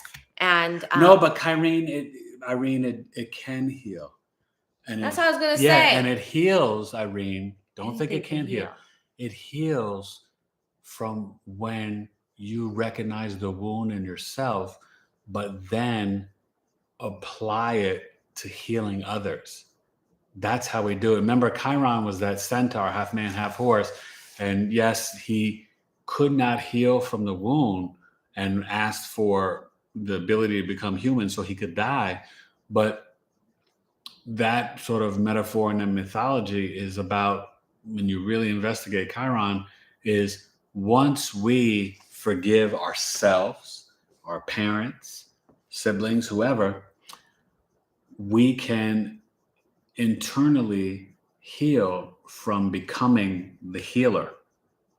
And that's kind of a hard thing to conceive and do, because even when we're wounded, sometimes we could get selfish, right? When you're sick or you're hurting, and trust me, I went through it from 2013, right? I didn't want to heal or help other people. I was dealing with my own pain and trying to, dealing with Percocet and ice and heat and just Western medicine couldn't help me. But when you take it out of you and then project it to helping and healing others, then you start to heal yourself. And I swear to you, Irene, you can heal the Chiron wound. I did it. And I'm doing it every day.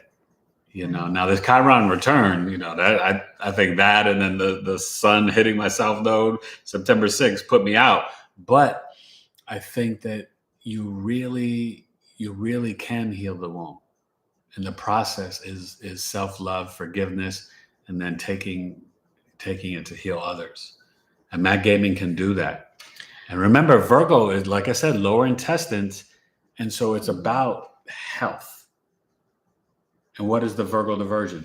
The herbs and the wheat, right? So the food, the right food, and the right herbal medicines.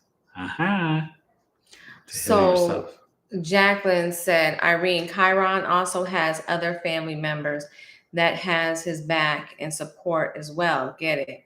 And then Irene, I don't think my read is too off, is it? Kind of like what Eric said.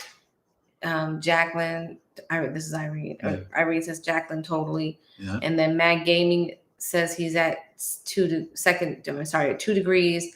Irene Mac, I'm gonna leave my drinking alone with. Matt Gaming said, yeah, totally agree. I'm sorry, totally agree, Eric. Yeah. And 2 degrees. So this is from early childhood. You understand? That's early. And so I think, and I'm going to tell you something deep because we went through it with our son. There was probably a lot of intestinal stuff going on, and you can do some craniosacral work. Sacral, where you can get someone to do some energy work on the head, right? Well, it's through the head and down and through the whole body, vertebrae down. Yeah, and when we did that, our 13-year-old William, the Gemini, the truth, was always on here with us. He was suffering as a baby, and Alana and him never slept. Right, because he basically couldn't the digest, only relief he got was when he was eating, nursing, and then of course he was nursing, so that meant he was with me, and he would have a little bit. He would only drink a little bit because then his belly would hurt, so then he'd stop. Yeah, and then it was intense. It was very intense, and I say even to this day we still have a bond. That's but remember when we did that? It shifted. Yes, it was amazing. One session we saw a great. Amazing. She only did what, 3-4 sessions? And so anybody who might anybody or whatever, this just Google it and research really it, because especially for children, because they don't have their nervous system hasn't been trained to be so tight, so they respond very quickly. Let's see now, Denny Figueroa. Yes, totally agree, Eric. Irene Mac. He's laughing at her because of what she said earlier. And then Irene, I got Lilith conjunct Moon on okay, so Irene's talking back to Danny. Danny is telling Irene to hit me up, Irene. I'll be up for a while. See, we got a love. See, listen, this is a relationship thing. We got a love thing going. All right. And Irene saying, how?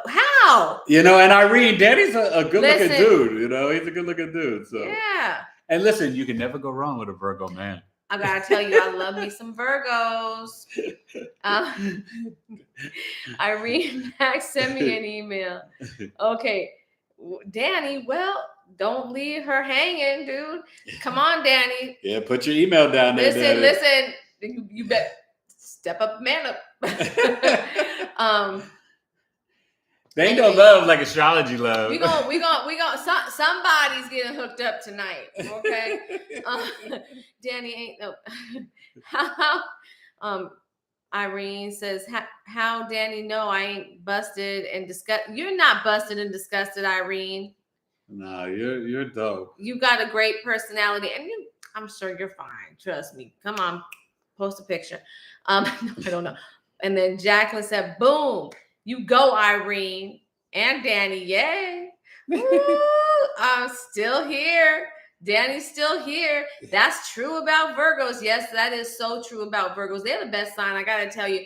And the Pisces energy and the Virgo energy is like something. But that other stuff that y'all were talking about earlier between you and Irene, that sounded like something. And you know what's so funny? Your moons are in a trine, you guys. Your Aquarius moons. Yours is in the 8th house and Danny's is in the 4th house. That's really nice. That trine, that's an easy flow of energy. So Jacqueline said, geez, Irene, and Danny's laughing, and so is Irene, and Irene says she's cute. Girl, we know you're cute. Okay, of course. Shoot. Listen, anybody who deals with my husband ain't ugly. I love you guys. You guys are awesome. And Danny's like, it's all good. Yes, Pisces and freaky Aquarius, freaky Aqua, sorry, in the house. That's right. I wanted to go back to something that Danny said. He's made me think. Here's what I'm going to do. I'm going to put together a tester kit of my products for any of his clients who come to these, who come to his coffee talk. And I'm going to put it together, and it's going to be basically cost just to ship. Very, very cheap. You guys can try everything. In exchange, what I'm hoping you'll do is give me your feedback. Tell me this. So, for instance, I'm now working on the tooth powder, which, by the way, is really amazing. Fluoride free, uses diatomaceous, which helps detox your mouth, because your mouth is where your mouth is a gateway to the rest of your body. It's one of the gateways: your nose, your mouth, your skin. And by detoxing your mouth, it helps for what goes in your mouth and then into your body to be cleaner as well. And I use diatomaceous earth, which pulls toxins, and essential oils, which balance. There's a lot of really amazing things that go into what gums, I do. Yeah. Heals your gums, your teeth, all that. Anyways, I am looking for people who want to sample. I need you to tell me, do you like cinnamon? Do you like mint? Do you like them both?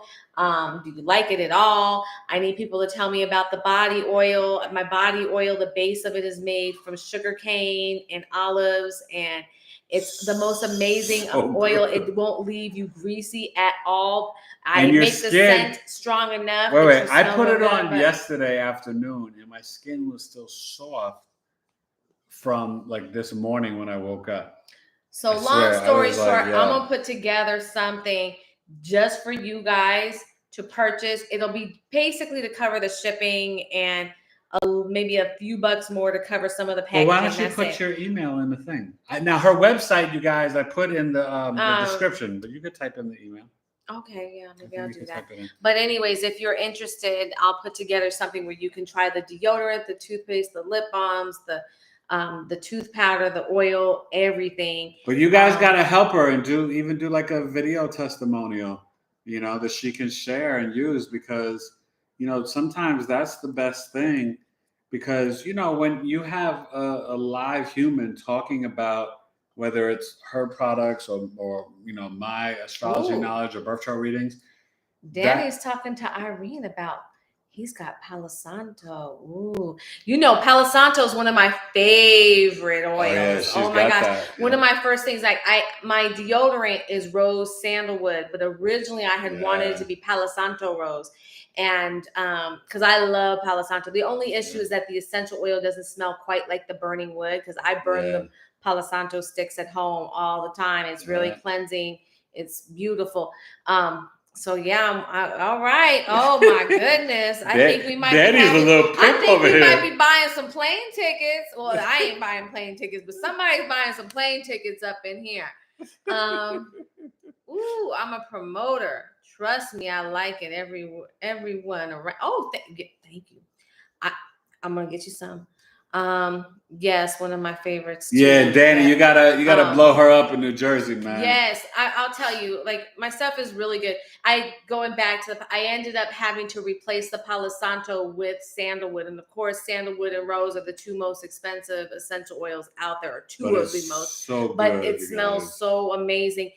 For some reason, the essential oil from the Palo Santo does not smell like it does when the wood is burning. They're two very different scents. I could not But the sandalwood and rose worked out perfect. But it's yeah, so the good. sandalwood and rose is wonderful. And she has that for the deodorant grounding, and it's very spiritual. Don't you have that for the deodorant and the spray? I do. And so I'm going to have the body oils and the deodorants match up so you could layer the scents. My packaging, I'm going to be real with you, it is a bit feminine. However, I kind of made the sense to where I think they're men unisex. and women can No, they're definitely unisex. Yeah, and the scents are unisex.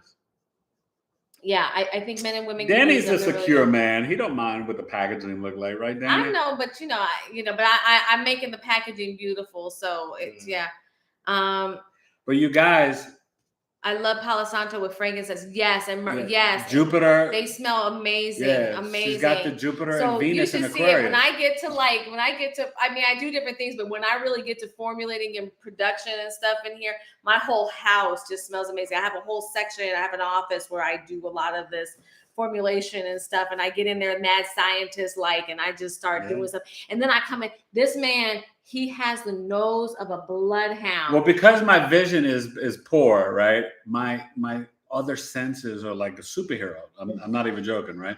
And so my smell, my hearing, like I could be in here working on a computer and I could hear what my kids are doing, and they'll be doing something.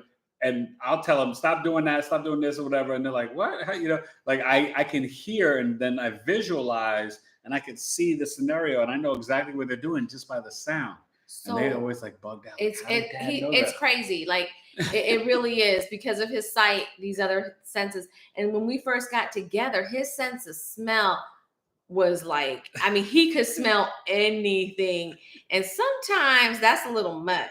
When you're with somebody you're like, oh, come on. Well, little did I know. I mean, I've gotten used to it and we're good. I mean, I don't smell funky. Please let me be clear. But sometimes it's like, well, but now especially his smell has come in to be so handy because especially when I'm formulating scents, I bring everything. But not just that, you guys. After the COVID, my sense of smell never went away. Oh my God, hers is gone. So for we all got 7 COVID. months. I still don't have my scent back completely. To me right now, so I have to smell lavender everything. Literally smells like vomit to me, which is not good because one of the main components of lavender is like my favorite scent is lavender.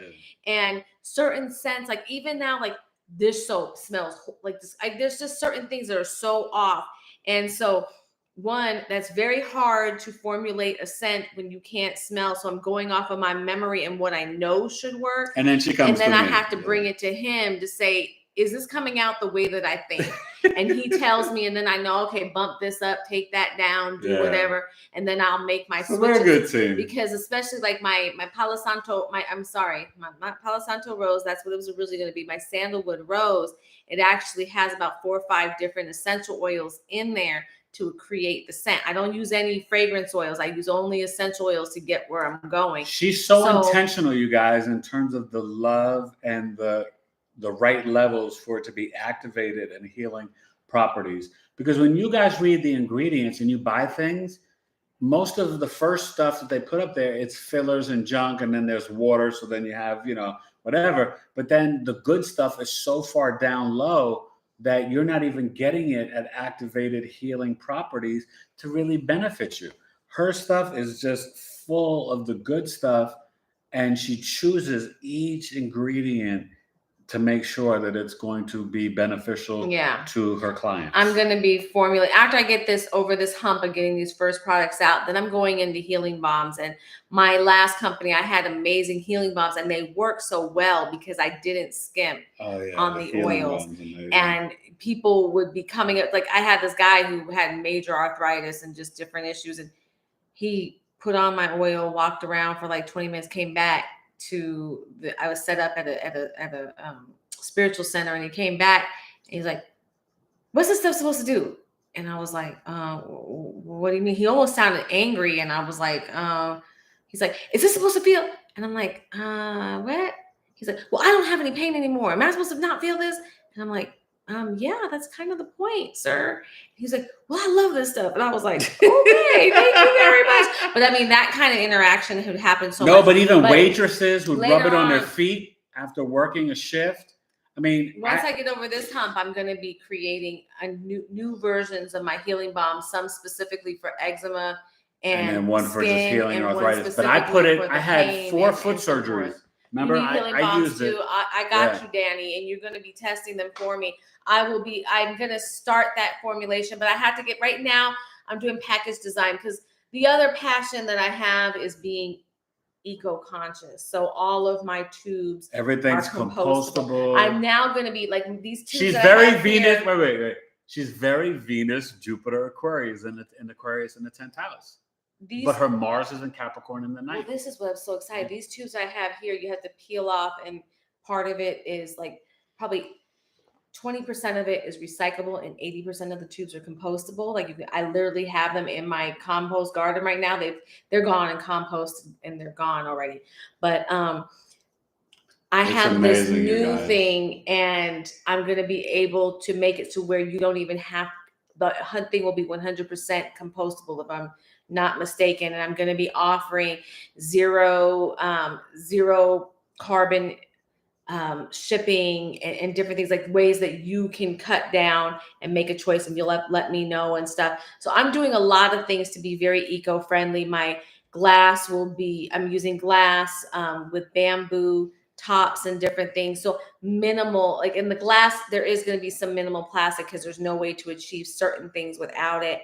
But in my tubes, they're 100% plastic free, so that there's absolutely no burden on the environment, and everything is FSC. So everything is sustainable. The FSC lets you know that, one, it's sustainable, but also the way that it was, the way that the materials were collected and cultivated were good to the environment and good to the people who worked on it. So I'm really trying to be from A to Z, very, very clean and eco-conscious and very specific in what I'm doing. Let me tell you guys, some big company is going to come pick her up eventually, and we're going to be multimillionaires.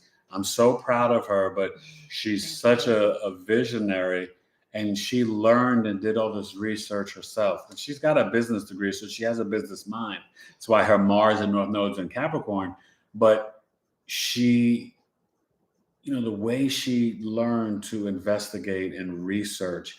But let me tell you, a lot of that is the moon and Neptune in 8th house. It's all astrology. And that's why I was talking to Irene about that moon in Aquarius in 8th house. This is outlined in my astrology. And then in addition, my husband, he did my numerology for my business. And so based on the numerology that my husband did, I actually incorporated, or I got my LLC on a specific day. Well, that was the business birth chart time, so I could have the right business. Yeah. So we did numerology, but didn't that tell us?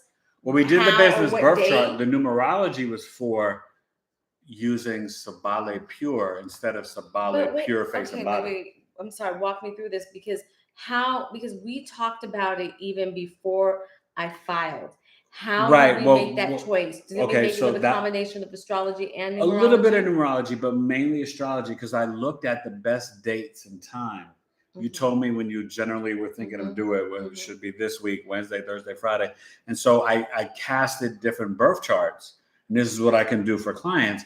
And so I looked at the name, but I looked at what would be the best date and time to file her LLC paperwork for Sabale. And so we did that, and it's going to be a blessing. Yeah, no, and it's funny because he told me when I did it at that time. And since everything has been happening, I have been having some very miraculous things happen with people who are aligning with me and, wanting to help and coming together. I have been finding amazing suppliers for my packaging who are able to give me what I want, but also give it to me at decent prices.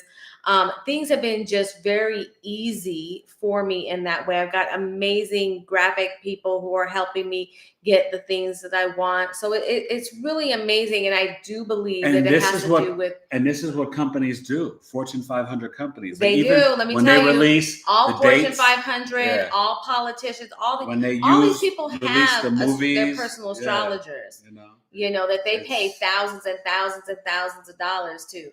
But I got mine right here. You could use him, but he's mine. But seriously, it's very important, especially if you guys want to start your own business. You know, you want to know, like, okay, hit me up, Eric. When do you think I should file my LLC? Like, when do you make it official, right? And you can base it on your LLC, or if you don't, delay on the LLC, when you want to, in your heart, say, this is when I want to start my business, or when you have your first sale.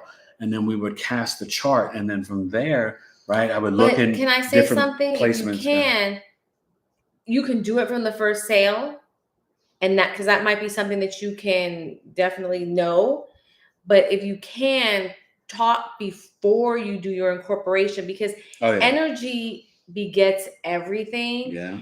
And when we choose the day and intentionally, like I intentionally started my business based on what he was saying. Yeah. And yes, life path. Okay, so Jacqueline's talking about life path is 8. My Taurus is a 6. Numerology is essential when moving forward. Yes. And numerology is essential for us human beings, but it's also essential for businesses and things, because everything has an energy, and there's a lot going on here. And oh my gosh. I just did that. Yeah. So we've been talking for a while, so they probably got a lot of comments. Yeah. So. But we got to go and maybe make the kids some spaghetti, and we're going to watch Stranger Things, you guys. It's a good show. The kids love it. And we've been watching it. And Thank you guys so much. Here's what I'm going to do. Next week, I will make sure that I have like a packet. But your email's on the website, right? You guys go. I put it in the description. Did you? I put SabalePureFaceandBody.com, and on there she has her email, and you guys can contact her. Okay. And I'll put together a kit for anybody who wants to sample it. But I'm going to tell you, it's going to be a special price. I'm going to require stuff. Which is going to be your feedback. I need your feedback. I want to know what you guys think, because before I go into bigger production, I want to make sure it is right. I'll admit I like my stuff. I'm pretty confident, but I want to get your feedback. So you guys are going to love the truth powder. You guys are so supportive to my husband. I want to thank you so much for that. Yeah. It means the world to me, because let me tell you something. I work hard. Mean, like 9 months ago, he lay in a bed with a tube in his throat, and he couldn't talk, and nobody thought. And then the hospital people, they genuinely thought he was going to die. I mean, these nurses looked at me and they were like, this wife is here all the time. They were impressed with my dedication, because I was there all the time. 40 days in a coma. But they believed he was going to die, and he's not dead. And so it's part of why I've been going through all these emotional things too, and all the energy stuff. I want to thank you guys for supporting my husband. I want to thank you for supporting my family and me and all of it, because it means a lot. It means a lot. And that's what this is about. This is about community. Like, that's what we need to use this technology for, this age of Aquarius and all this rise of technology. We need to use it for the right things, because if we're not careful and we don't make specific choices to use it for the right things, it is going to be used for the wrong things. And that's where we have to be careful, guys. Sorry, I don't want to, but anyways. But it's about that time. I love you guys. Okay, read the last couple comments. Oh my gosh. Okay, so So Irene Mack, new songs. I'm not 100% sure what she's saying here. Put out due to astral alignment. Jacqueline said life path is 8. Her Taurus is a 6. Numerology is essential. We hit that one already. I'm a number 1 numerology. That's Irene Mack. Oh, You'll be good and enjoy the anniversary. Yes. Yeah. We are so thankful for our anniversary. And good number. And we had 2 weddings. Our second one was August 2nd. So you'll hear us talk about the August 2nd wedding too. It was the Stone Groove, baby. Is the official. Yeah, and then the party happened on June 2nd. August 2nd. August 2nd, sorry. June 30th was the original. Okay. Let's see. Jacqueline 000, good number. Matt Gaming. I'm Life Path 1 as well. Oh, wow. So Danny Figueroa, have a good anniversary. Thank you. Thank you. We did. It was yesterday. It was beautiful. Yeah. And you know what's so funny? I think it wasn't that we did something super special. We had time together. Yeah. And that's the thing, is being excited about the small things. We found a new vegan restaurant. And we actually we got there and they didn't have they had never opened up the seating since COVID. So we ate in the car with the air conditioner going, and we just enjoyed each other's company. It was like 108 degrees, and we were like, let's eat in the car. So yeah, but anyways, my point is, it's about the small things, and that's the key when you're looking for the right relationship.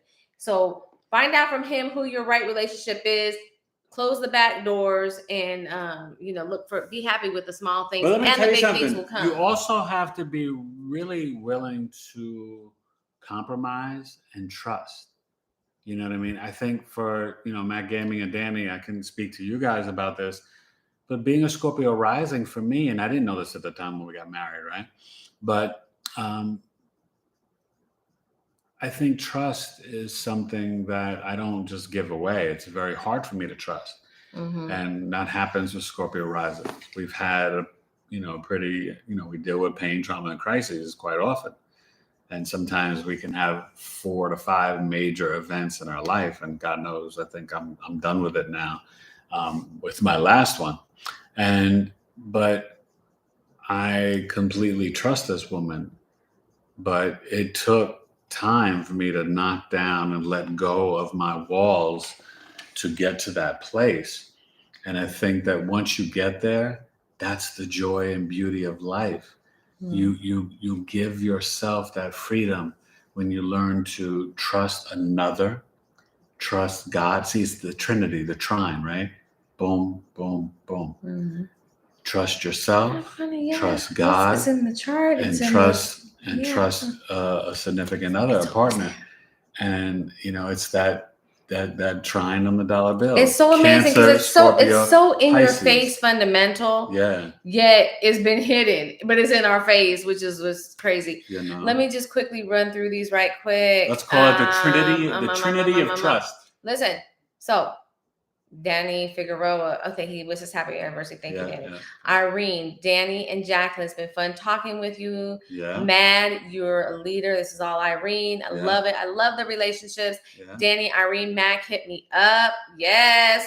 Mad Gaming, Stranger Things is dope. I almost cried at the last 2 episodes. I know. Do you know? So our son William is an actor, the truth. And he's going to do working on that monologue. Monologue. What was the name? No, one. No. Well, number one. What is his name? Vector. Vector, yes. But William's going to do that monologue. William is doing that last monologue that he did in the end of the first half of the last season when he talks about the spiders and all that. It's crazy. We're going to have him perform it, and you'll have to see it. Anyways, maybe I'll put it up on here.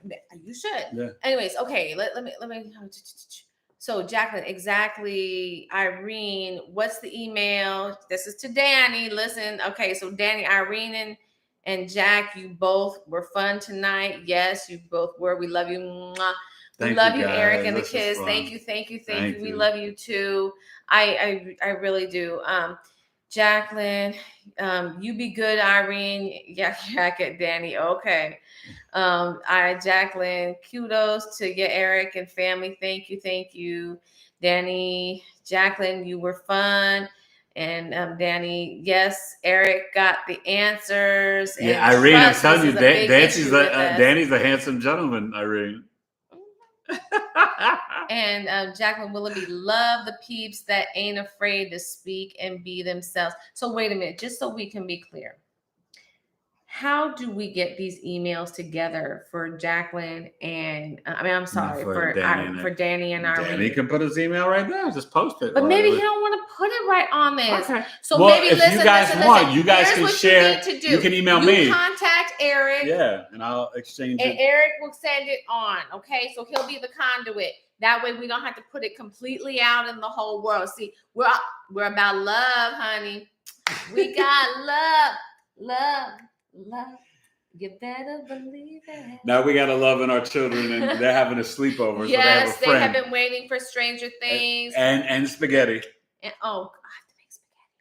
They still want spaghetti. They had a late lunch, but they were still hungry. They wanted spaghetti. I gotta make spaghetti, guys. Good night. And she's tipsy, so she needs some more food. No, I'm fine. You're fine. Oh, Are you that a little tiny? Let me tell you, I love it when my wife gets a little tipsy or drunk. Oh my I'm God. the best. She is so freaking funny. I'm the best. I'm never she angry. has, I'm fun. and I'm she the life has, of the party. that's the Sag Moon I'm coming alive. out, and she got diarrhea of the mouth, and she tells she tells the funniest stories.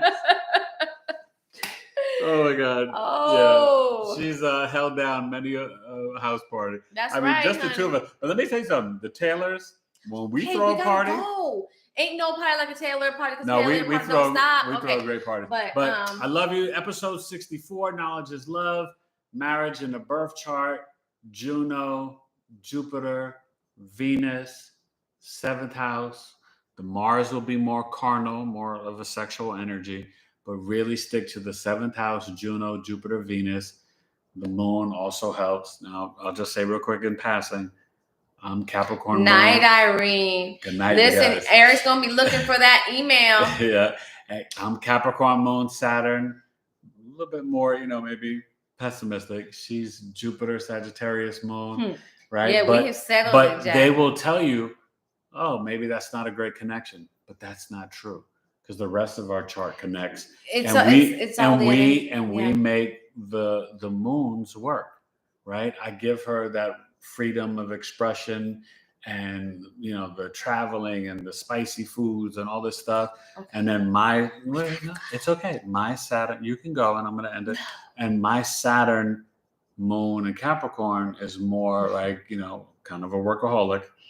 But then I come in more calm and I say, well, okay, I agree with you here, baby. Or let's look at that or this and that. And so even the Capricorn Sag moon relationship, we make it work, and it's based on trust, honesty, and communication. And we don't always agree on everything, but we just talk. Right. And we make communication. It work. Yeah. So I love you guys. All right, so knowledge is love. I'll see you maybe Sunday or Monday. I'll figure it out because we got to start talking about July and Mars entering Taurus and Venus and Gemini and all this energy. But you guys be smart, be safe. Write some letters to your younger self and heal. It works. Your inner child. Believe me. Okay. Bye, guys. Love you. Love you too. Love you. Love you, Danny. Daddy. Come on now. I want to see you and Irene, man. All right. Later. Night. Bye. Bye.